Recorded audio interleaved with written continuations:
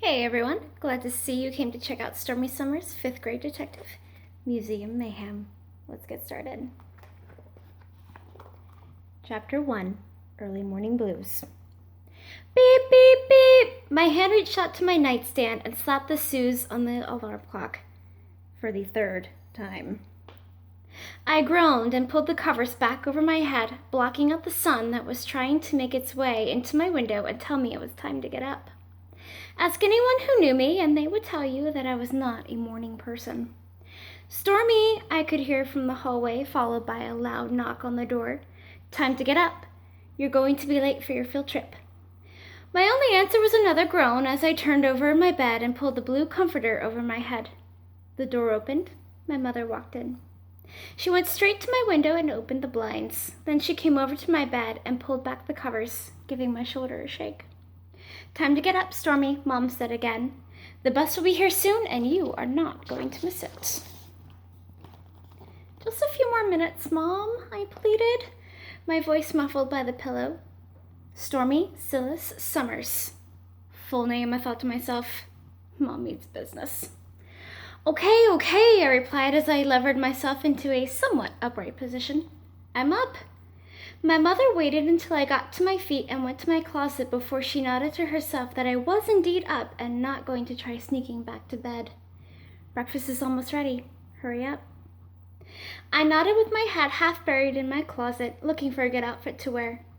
Our 5th grade class was taking a field trip to a museum in Phoenix.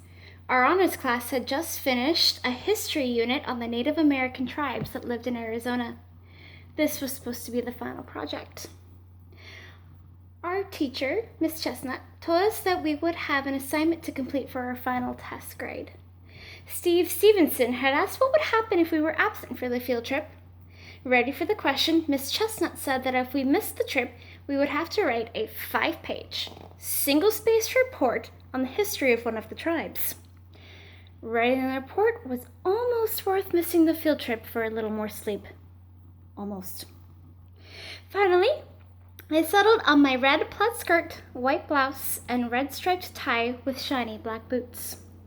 I headed to the bathroom. From inside, I could hear the sounds of my little brother Corey getting ready. Great. Hopefully by hitting the snooze, I'd given him enough time to finish whatever it was little brothers did to get ready for school in the morning. He always took forever. I was lucky today. No sooner had I gotten to the door and was about to knock and tell him to hurry up than it opened. Corey came out in his favorite Expressions of Darth Vader t-shirt, with his blonde hair and that perfectly, deliberately messy look that was all the rage with 3rd grade boys. My little brother was a big Star Wars fan. He'd seen every movie at least 100 times and could tell you how tall you had to be a stormtrooper, and every special modification Han Solo had made to the Millennium Falcon. He could even talk backwards like Master Yoda. It drove his teachers crazy when he did that on writing assignments. Morning story, Corey exclaimed as he hurried past me and headed for the stairs for breakfast. I could already smell the bacon and eggs Mom was making. I hurried into the bathroom and got dressed.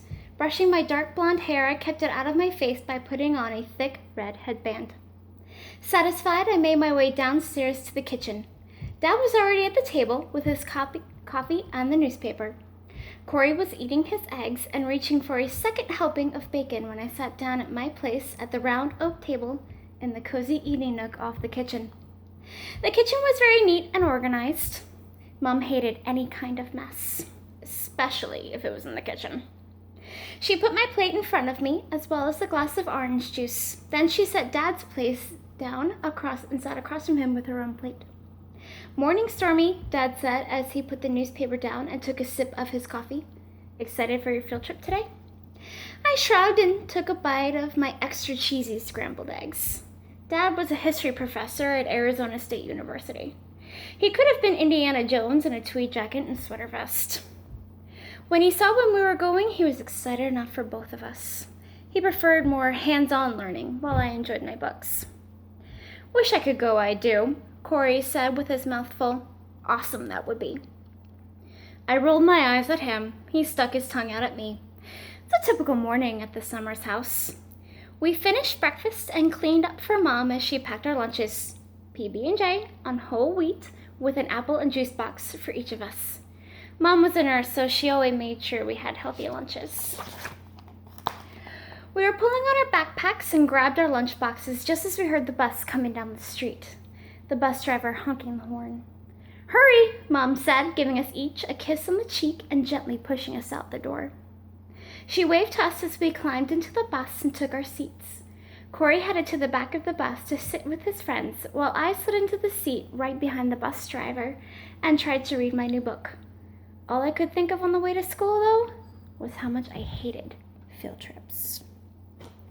So we know Stormy doesn't like field trips and has an annoying little brother. Coming up in the next chapter, we'll meet Stormy's two best friends, Cassie and Gabriella. I wonder if they'll be able to cheer Stormy up a little. Who else can make you feel better if not your two best friends?